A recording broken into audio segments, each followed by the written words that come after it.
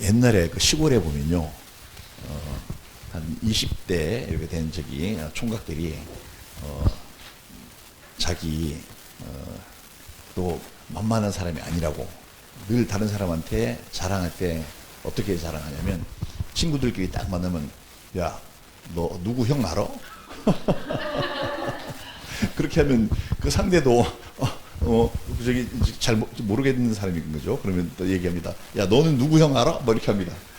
그래가지고 나보다 더 주먹 세고 더 싸나운 형, 저기 무서운 형을 갖다가 내세워서 자기 일을 갖다 보호하려고 하는 그런 일들이 옛날에 있었어요. 요새도 혹시 그런 사람이 있는지 모르겠는데, 옛날에 참 웃기는 세상이죠. 근데 더 웃기는 건 뭐냐면, 그 형들은 얘들을 몰라. 그러니까 저만 혼자 아는 척하는 거게. 그래, 싸움 잘하고 무서운 형이랑 나랑 친하니까 너 나한테 나를 무시보지 마, 이제 그런 뜻으로 그렇게 말을 하는 건데, 막상 그 당사자는 모른다는 사실. 이런 게 참 이 세상의 코미디 같은 일들이죠. 근데 이게 우리가 신앙생활 속에서도 이 비슷한 일이 일어날 수 있어요. 우리가 딴 사람한테 너 예수님 알아? 난 알거든? 막 이렇게 얘기했는데, 아까 우리가 성경 말씀 읽었죠? 예수님은 나는 너 몰라 이러실 수도 있어요. 우리가 하나님의 뜻을 행하지 않으면서 예수의 이름을 아무리 입에 올린들 뭐합니까? 그리고 예수님에 대해서 아무리 아는 척을 하면 뭐하겠어요? 저도 목사가 돼서 늘 제가 조심스럽고 또 조심스러운 건 뭐냐면, 늘 이렇게 예수님에 대해서 이야기하고 말하잖아요. 근데 내가 주님의 뜻을 행하지 않을까봐 사실은 되게 조심하죠. 아무리 목사들이 더 조심해야 되는 거예요. 평신도들보다 목사들이 항상 입에다 예수님 몰리잖아. 단상에 올라가서 수많은 사람 듣는 데서 예수 말합니다. 근데 지가 행하는 것이 만약에 하나님 뜻을 행하지 않고 지 욕심대로 살아가면 나중에 분명히 예수님한테 그 말을 듣겠죠. 나는 너 몰라. 너 나 안다고 그렇게 아는 척 아니지? 나는 너 몰라. 이런 소리 들을 수도 있습니다. 오늘 우리가 나누려고 하는 그 말씀의 그 제목이 아는 자와 사랑하는 자입니다. 그러니까 예수님을 아는 것과 예수님을 사랑하는 것은 다른 거예요.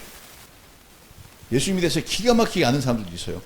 밥만 먹으면 연구를 해가지고 신학대학교 교수나 학자들 예수님에 대해서 막 온갖 얘기를 다 할 수가 있습니다.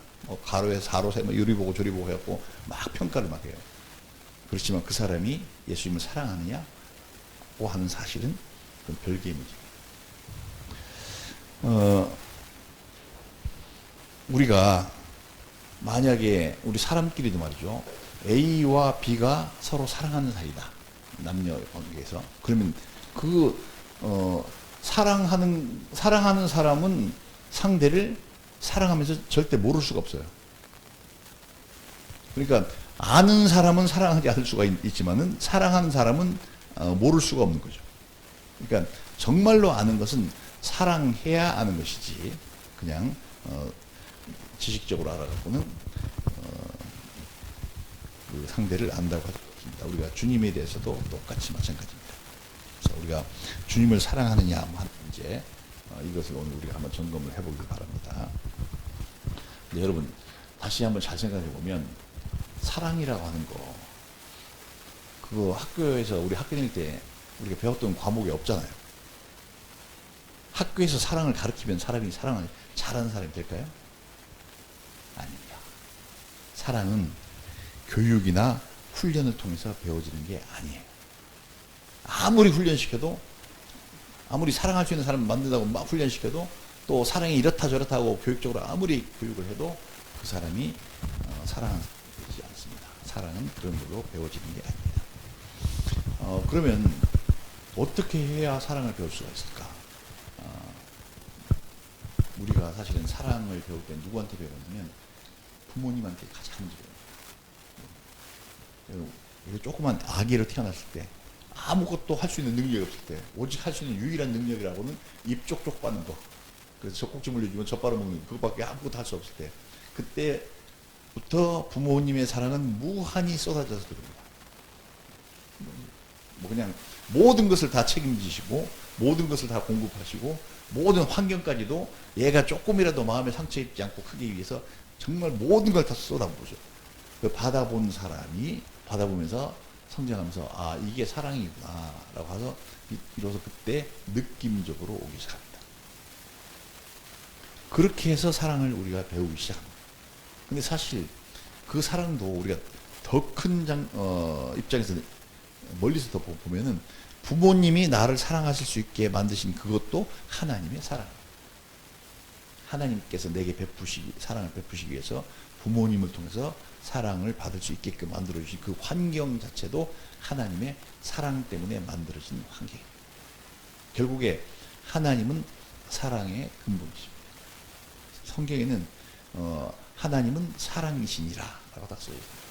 우리가 부모가 돼서 자식을 사랑할 수 있게 된 것도 그 내가 자신을 사랑하고자 하는 그 마음을 위로부터 하나님께로부터 내게 쏟아 부어 주셔서 내가 할 수 있는 거지. 이게 없으면 사랑도 나가잖아요.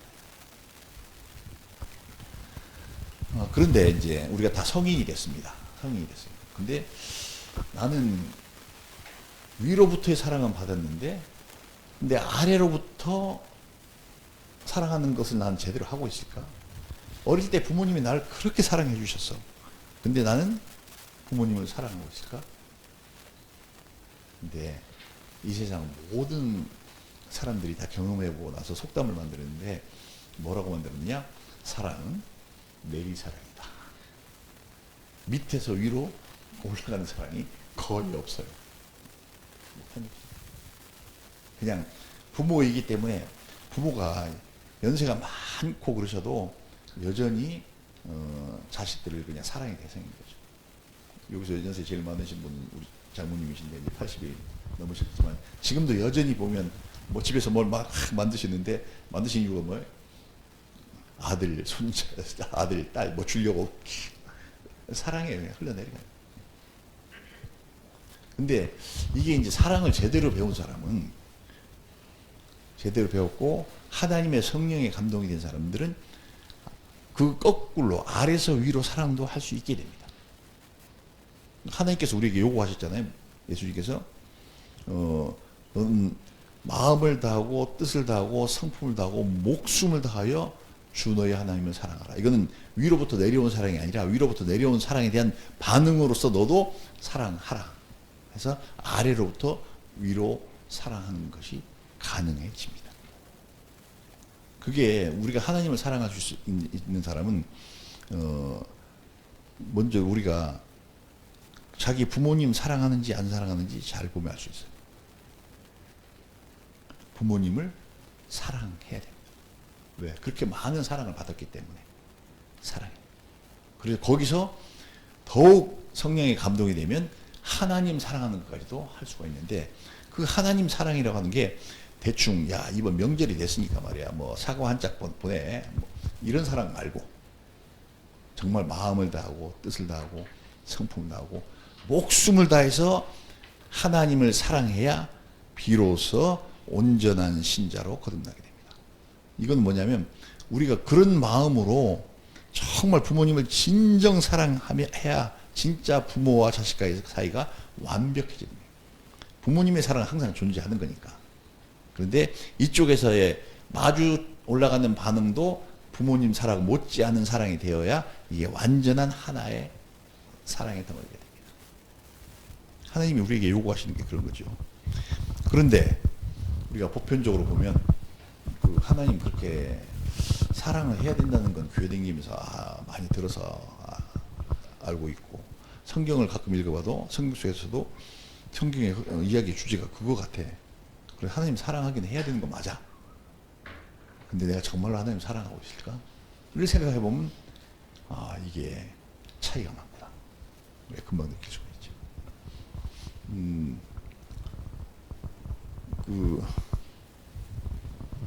하나님을 우리가 사랑하지 않는 건 아니죠. 다 사랑해. 근데 사랑이 하나님의 주신 사랑에 비해서 우리가 너무나 그 사랑이 작아. 우리 중에 누가 사랑하지 않는 사람이 누가 있겠어요? 하나님 다 사랑하지. 감사하지. 하나님 찬양하지. 다 지금. 그런데 막상 정말로 당신이 하나님을 얼마만큼 사랑하느냐, 성경에서 말씀하신 대로 당신은 마음을 다해서 사랑하냐, 온 마음을 다해서 주님을 사랑하냐. 마음을 다 사랑한다는 표현은 이런 표현이에요. 뭐냐면 내가 수시로 시도 때도 없어. 난 잘 때도 하나님께 늘 막 감사하고 찬양하고 하나님 사랑해요. 또 저기 어린 애기들이 왜 저기 엄마가 저한테 잘해주면 너무나 행복해서 엄마 목에 막 꼭 매달려가지고 막 뺨도 비비고 막 이렇게 하잖아요. 이게 그런 사랑을 내가 하나님께 드리고 있는가? 그런 마음으로 내가 늘 하나님과 친밀하려고 하고 하나님과 더 깊이 교통하고 교제하려고 나는 하고 있는가? 그게 시도 때도 없이 이루어지고 있는가? 그걸 우리가 점검해 봐야 됩니다. 그게 되고 있으면 마음을 다한 사람 맞습니다. 근데 솔직히 뭐 저부터도 늘 그러지 못했던 시기가 많은 것 같아요. 세월이 가면서 점점 더 이제 그렇게 가까이 다가가게 있는데 그렇게 마음을 다하는 사람이 반드시 돼야 됩니다. 둘째는 마음만 다한다고 되는 게 아니고 뜻을 다해야 돼요. 뜻을 다한다고 하는 뜻은 이런 거죠. 내 일평생의 소원이 뭐냐? 라고 했을 때, 나도 남들처럼 한번 좀 잘 살아보고 싶어.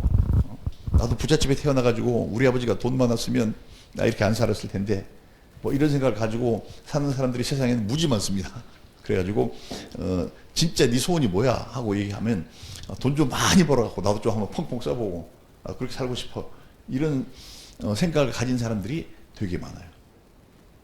그 일평생의 소원이 교회를 다니는 사람들 그런 사람이 많기 때문에 교회를 다니는데 너의 일평생 소원이 하나님을 사랑하는 것이 아니라 돈 버는 것일 수도 있네. 우리 그런 거 사람들 속에서 발견할 수가 있죠.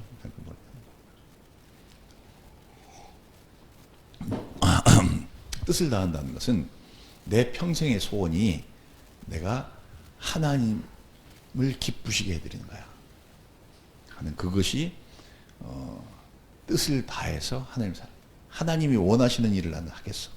그리고 내가 그 일을 함으로써 하나님이 기뻐하신다면 그것이 내 인생의 목표야 라고 해야 뜻을 다해서 하나님 사랑하는 겁니다. 거기에 비춰도 우리는 난 좀 부족한 것 같아 이렇게 생각할 수가 있습니다.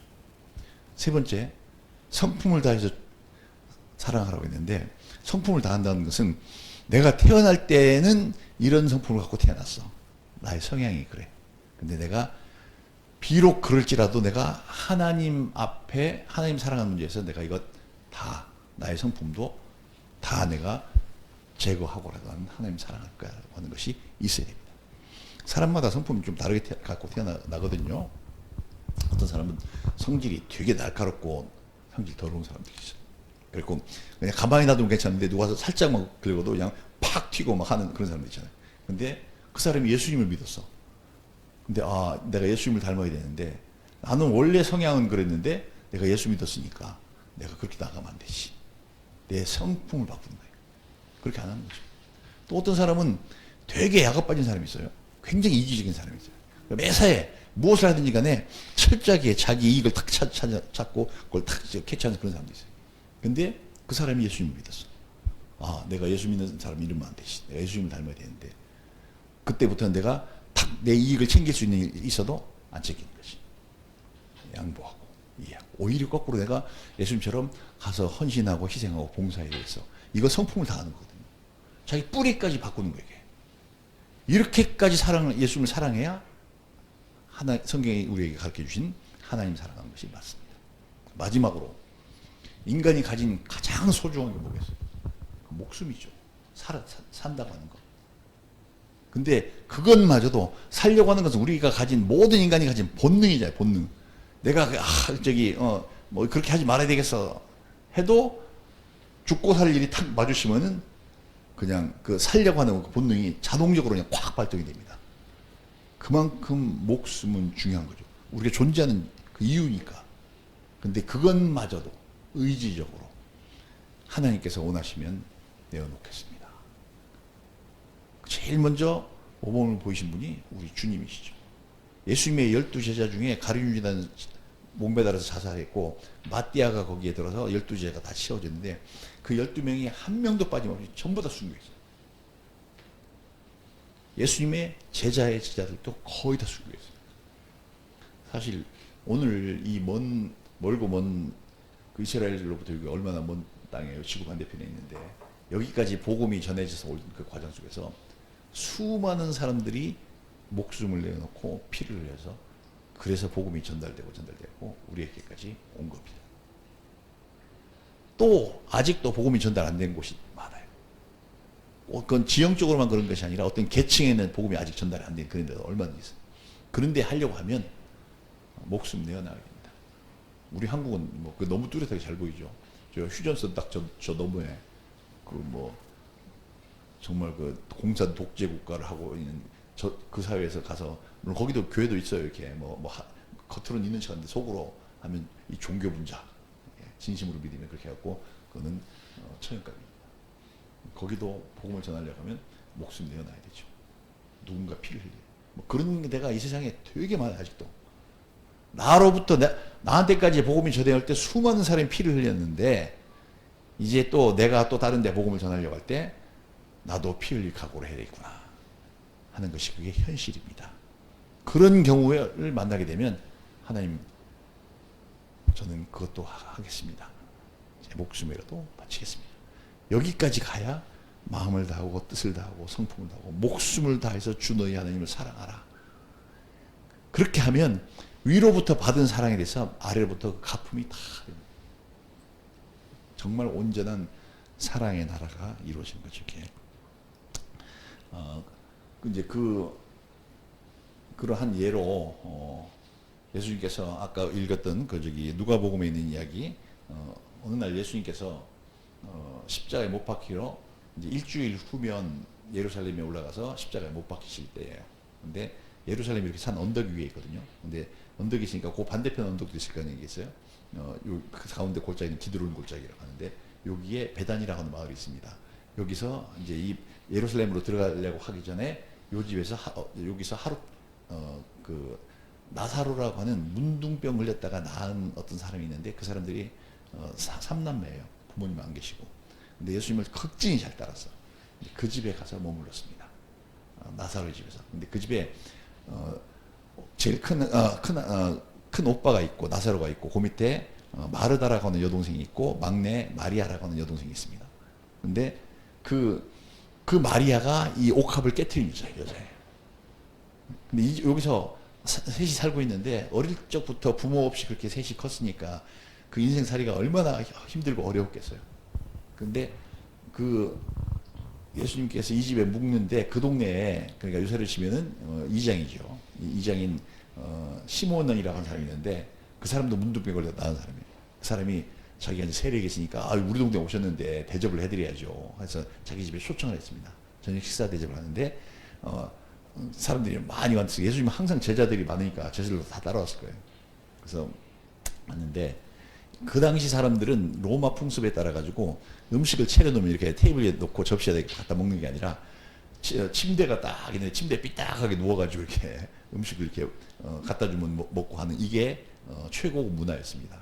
아마 그 사람도 예수님이 그렇게 대접했겠죠.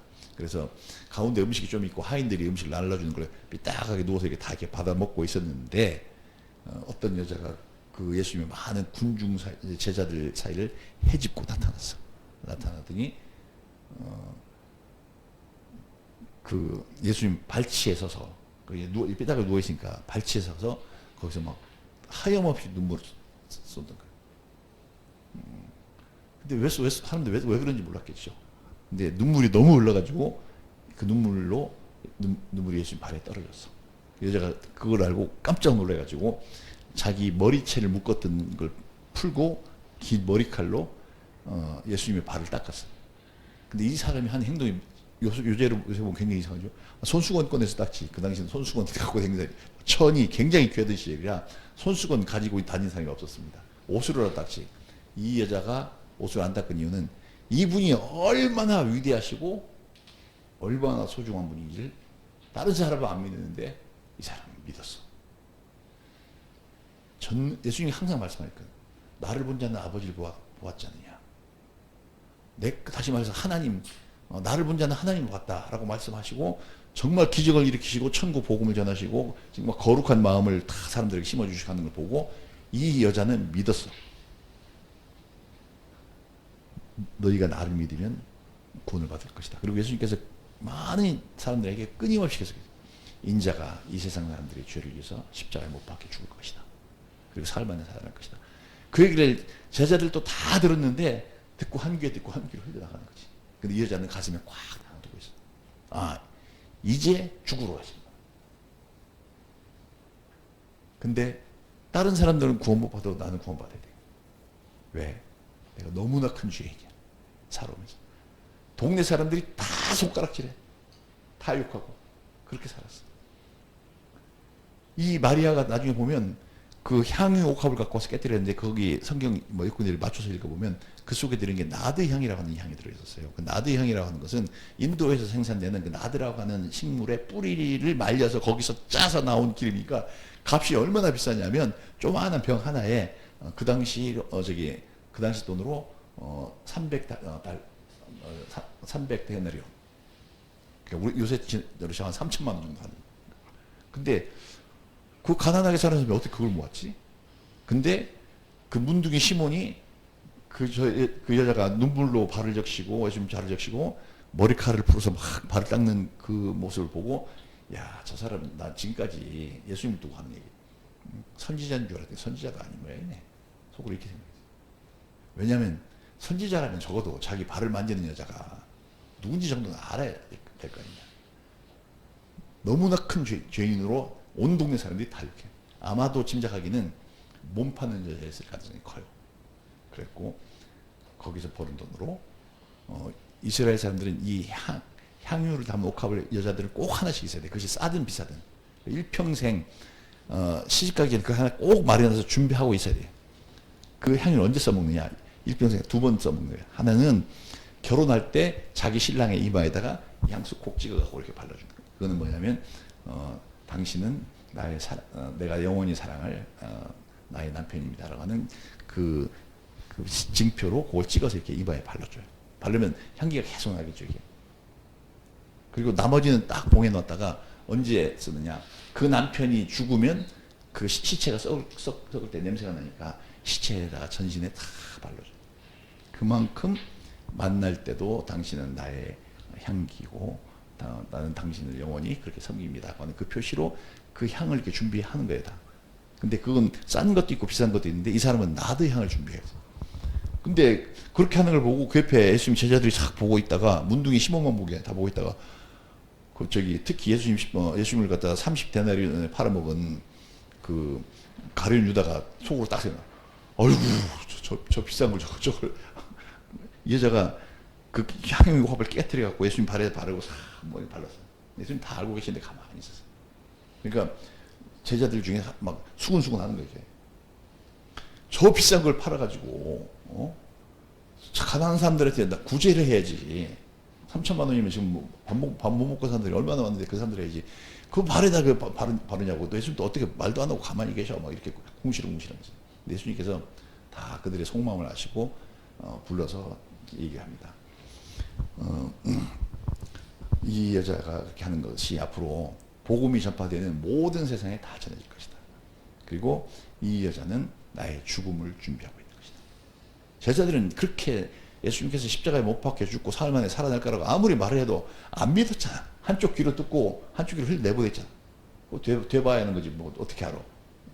죽은 사람이 어떻게 살아나. 이렇게 생각하고 있었는데 이 여인은 내 죄를 위하여 이분이 돌아가시는데 이분이 돌아가심으로 내가 모든 사람들이 나를 향해서 손가락을 쥐래. 나보고 죄인이라고 그래. 근데 거기서 나는 용서받고 싶어. 그래서 그걸 갖다가 실행합니다. 그러자 문둥이 시몬이 아까 거기서 저 사람은 선지자가 아니면 이렇게 하는데 예수님께서 문둥이 시몬한테도 한 말씀 하시죠. 많이 죄를 용서받은 사람과 죄를 조금 용서받은 사람 중에 누가 더 죄를 용서해 준 사람을 누가 더 사랑하겠느냐. 그리고 문둥이 시몬이 대답합니다. 그거야 많이 용서받은 사람이 더 사랑하겠죠. 그래서 예수님께서 아까 읽었던 우리가 말씀 많이 용서함을 받은 자는 많이 사랑하고 적게 용서함을 받은 자는 적게 사랑한다. 우리도 마찬가지입니다. 우리가 하나님 되게 사랑하는 사람이 있고 하나님 사랑하긴 하는데 그렇게 많이 사랑하지 않는 사람이 있어요. 이유가 뭐냐면 나는 큰 죄인이라고 생각했는데 하나님의 용서가 내게 임해왔다고 느껴지는 사람은 하나님을 사랑하지 않을 수가 없어. 근데 글쎄 나도 죄인이라고 하니까 죄인인데 나야 뭐 그냥 뭐 그렇게 뭐 크게 죄진 것도 없고 이렇게 생각하고 있는 사람들은 하나님을 사랑하는 그 뜨거운 마음이 잘 나가지가 않아요. 여기에 문제가 있는 거예요. 근데 우리 인간들이 엄청나게 크게 착각하고 있는데 저 사람은 큰 죄 졌고 나는 뭐 죄를 안 졌어 이렇게 생각하는데 엄청나게 크게 착각하고 있어요. 뭐라고 착각하냐면 우리 교도소에 가보면 막 징역 무기징역 받은 사람에서부터 시작했고 뭐 그냥 몇 개월 있다 나간 사람까지 온갖 사람이 다 있잖아요. 근데 대부분 그 안에 사람들도 얘기 들어보면 다 동일하게 살인죄는 나쁜 죄야. 큰 죄야. 그리고 사기죄는 뭐 사람 죽인 것도 아니고 그건 뭐 작은 죄야. 이렇게 생각합니다. 그리고 또 사기도 있죠. 사기도 피해자가 많거나 액수가 크면 저거는 큰 죄야. 이렇게 생각하고 피해자도 없고 액수도 적어. 그럼 그거 뭐 별거 아닌 죄로 생각합니다. 요게 법정에서 판사가 징역 줄 때 하는 그것을 기준으로 해서 큰 죄, 작은 죄를 생각하니까 그렇게 생각하는 거예요. 근데 하나님의 눈은 전혀 달라요. 한 사람 속여먹었다고 해서 그 사람이 살인죄를 저지른 사람보다 이 사람이 죄가 적을 것 같습니까? 전혀 아닙니다. 죄는 형법적으로 정량을 몇 년 징역을 받았느냐에 따라서 죄의 경중, 무겁고 가벼움, 크고 작음이 결정되는 것이 아닙니다. 하나님께서 되게 싫어하는 죄가 있어요. 첫째, 교만죄. 교만해. 둘째, 하나님을 직접 대놓고 대적하는 죄. 셋째, 계획적인 죄. 딱 틀을 짜가지고 딱 짓는 죄. 하나님께서는 이 세 가지 죄. 만약에 어떤 사기를 저질렀다고 해도 그 사람이 딱 계획적으로 해서 딱 누구를 갖다 그렇게 훔쳐먹었어. 그 사람의 죄와 살다가 정말 싸움이 나서 성질을 못 이겨갖고 막 주먹을 휘두르고 한 사람이 죽었어. 하나님 보시면 누가 지고 더 클 것 같아요? 전혀 다릅니다. 그래서 우리가 그렇게 세상적인 정량을 가지고 나는 뭐 큰 죄 지은 거 없잖아 이렇게 생각하는 사람인데 꼭 성경에도 그런 사람 많이 나와요. 누구냐? 바리새인, 사두개인, 대제사장 무리들. 그 사람들은 다 자기들이 의인이라고 생각했어요. 내가 죄 지은 게 뭐 있는데 이렇게. 근데 하나님의 눈은 전혀 그렇죠. 그런 사람들이 예수님 십자가에 못 박아 죽였잖아요.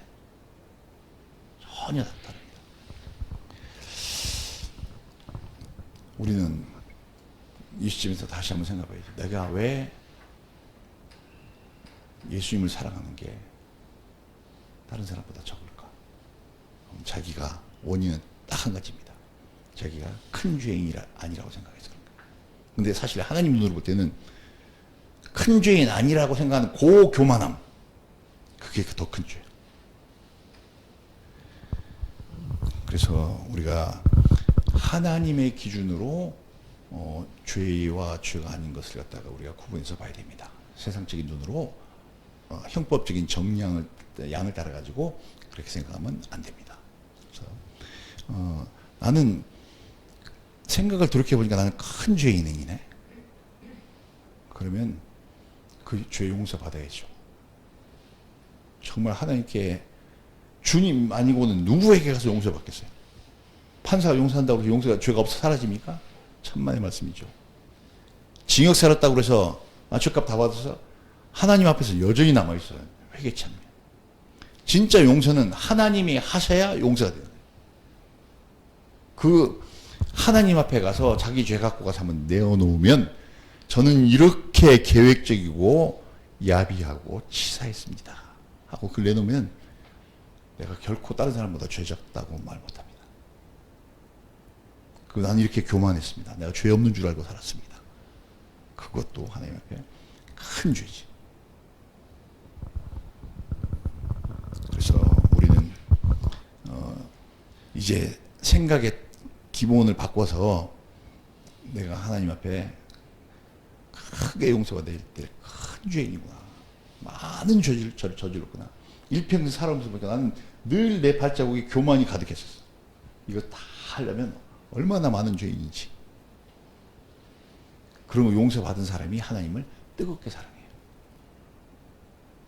교도소에 가서 징역 많이 받았던 사람이 회개하고 예수 믿으면 그 사람 더 뜨겁게 믿고, 조금 받았던 사람이 회개하고 회개해서 예수님 조금 사랑하고, 그게 아니라 이런 정량적인 것이 아니에요. 뭐 많이 받았든 적게 받았든 하나님 뜨겁게 사랑할 수 있어요. 자기가 스스로 상대적으로 내가 어떤 죄인이냐를 갖다가 느끼기에 따라 갖고 크게 회개할 수도 있고 적게 회개할 수도 있습니다. 그러니까 나의 죄의 기준을 갖다가 세상에 다른 사람들하고 비교를 하니까 내가 더 큰 죄인, 작은 죄인 이렇게 따지는 것이지, 내가 저지른 죄와 내가 먹었던 그 교만하고 그런 교활하고 사악한 마음을 예수님하고 비교해 보면 내가 얼마나 큰 죄인이냐. 예수님의 마음에 비교해 보면 거기에서 우리가 인간인데 상대적인 것이 아니라 내가 누구와 비교를 하느냐에 따라서 내가 큰 죄인으로 느끼기도 하고 그렇지 않을 수도 있습니다. 우리는 하나님께 많이 용서함을 받은 사람들이고, 또 하나님 앞에서 크게 용서를 받은 사람들입니다. 이런 사람들은요, 그렇게 자기가 큰 죄인인데 용서를 받았다고 생각하는 사람은 삶의 태도와 자세가 확 다릅니다. 확 다르지. 첫 번째 나타나는 게 뭐냐? 주님을 너무나 사랑하기 때문에 그 예수님의 발에 와서 옥합을 깨뜨렸던 그 여자처럼 자기의 가장 소중한 것도 주님을 위해서, 그 여자로서는 그 여자의 자존심이에요. 모든 그거 깨뜨려서 그 마리아가 그 나드 향을 그 옥합에다 탁 넣어서 했던 이유는, 나도 세상 사람들이 다 나보고 창녀라고 손가락질하고 뭐 이렇게 했지만, 나도 어디 좋은 남자 만나서 좋은데 시집가서 나도 행복하게 한번 살고 싶어하는 그 욕망 아니겠어요? 그 옥합이 그것의 어떤 희망 아니겠어요? 그것도 깨서냈대요. 누구를 위해서? 주님을 위해서. 그렇게 세상 사람들이 생각하지 않았던 정말 다른, 자기를 바치는 희한한 행동을 합니다. 이게 하나님께 크게 용서받은 사람들의 특징이에요. 그리고 그런 사람들은 자기가 한 일에 대해서 절대 자랑하지 않아요. 내가 이런 것도 했어, 이런 거 절대 없어요. 그거는 진짜 하나님께 다 바친 거 아니거든. 그거 교만함. 자랑하지 않고, 그 다음에 그걸 못했다고 해서 핑계대지 않아요. 하나님, 저는 주님을 정말 진짜 사랑하는데요. 미안해, 죄송한데 저는 이 옥합이 없습니다. 깨트릴 게 없어요. 좀 가진 게 없어요. 이런 소리 안 합니다.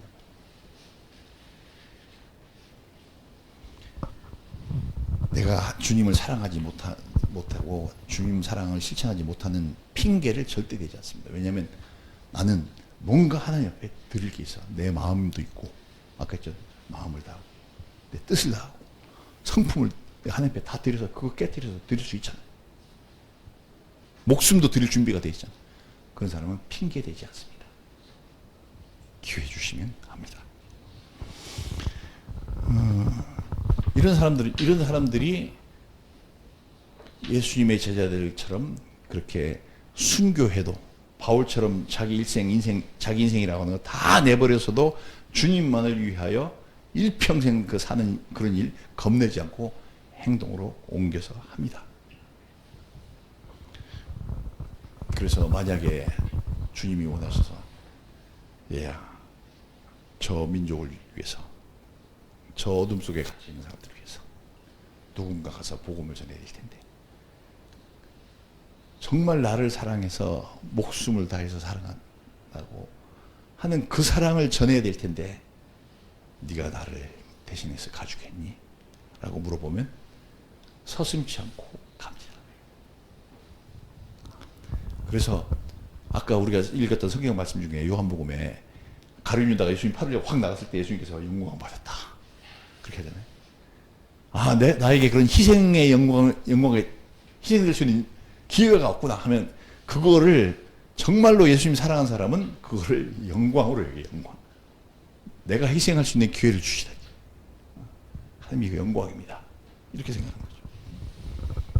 이런 기회를 준 것은 내가 주님을 얼마나 사랑하는지 이제 그 표현을 할 수 있는 기회가 이제서 왔군요. 지금까지는 제가 평생에 하나님 앞에 늘 찬송하고 막 이렇게 막 예배드리고 했지만 저는 이걸로 제가 하나님 사랑하는 마음을 다 표현할 수가 없었습니다. 이제 드디어 기회가 왔습니다. 제 목숨이 필요하시다고요. 감사합니다. 이게 이런 기회를 주셔서 하나님께 감사해요. 막 죽으면 어떡하지? 막 벌벌 떨지 않으실 때 너무 감사합니다. 주님을 위해서 내가 걸어가는 그 인생길이 주님을 위해서 내가 더 고달프고 고달플수록 더 즐거워하고 더 감사합니다. 왜? 동기가 속에서 예수님 사랑하는 것이라서 그래요. 예수님에 대해서 잘 아는 사람은 절대 이런 길이 안 걸어. 예수님 사랑하는 사람만 갈 수 있는 길. 우리가 지금까지 예수님에 대해서 아는 것이 곧 예수님 사랑하는 것이라고 생각했다면 오늘 이 시간에 바꾸시기 바랍니다. 아는 것과 사랑하는 것은 다릅니다. 정말로 사랑하는 사람은 나의 모든 것을 다 드리고 싶어하고 그거 드릴 기회를 주시면 너무나 감사함으로 받아들입니다. 그래서 저는 지난주인가 지지난주인가 제가 우리 예배 끝나고 나서 교제 시간인가 찬양 시간인가 저 지나오면서 난 우리 교회에 많은 사람들이 상처 입은 사람들이 찾아와서 여기서 상처받고 치료받고 온전한 심령이 됐으면 참 좋겠다. 그러나 그보다 한 가지 더 소망이 있는데 우리 교회에 오셨던 분들은 다 선교사가 됐으면 좋겠다.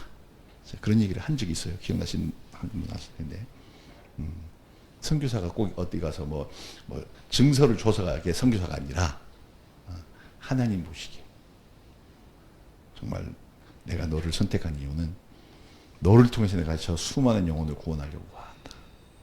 네가 그 일을 하려면 이러한 희생을 감수해야 될 텐데 할 수 있겠니? 라고 물어볼 때 용감한 자 옛날처럼 선뜻 대답하고 나가는 거죠.